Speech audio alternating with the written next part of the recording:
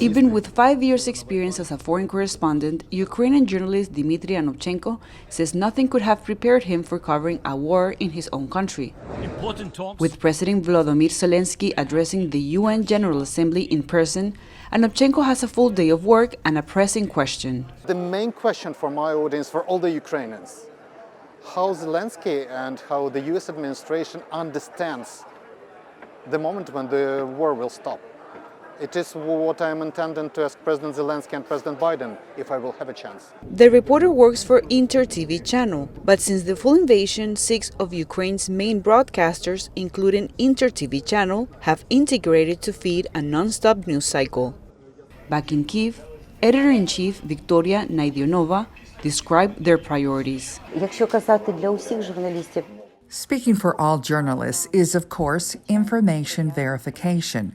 To verify information, wait until final confirmation of any information.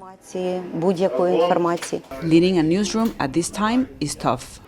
For me, as the editor-in-chief, the biggest challenge is trying to maintain a kind of balance between my duty to preserve the life and health of journalists and at the same time to cover events that are happening on the front line.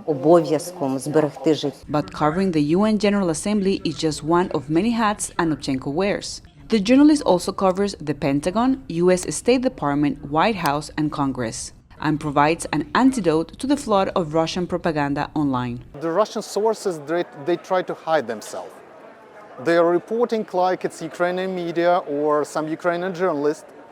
They are telling our army, our country about Ukraine. More than a year into the war, Moscow continues to deploy false and misleading information about the conflict, an Atlantic Council report found. That is why I have to, not the double check, but triple check the information with the sources, with the officials, because I don't have to be like them. Still, there is one story the Ukrainian journalist is looking forward to covering: the end of the conflict. Gosh, it will be so emotional. I'm even afraid to think about this. I hope it will be soon.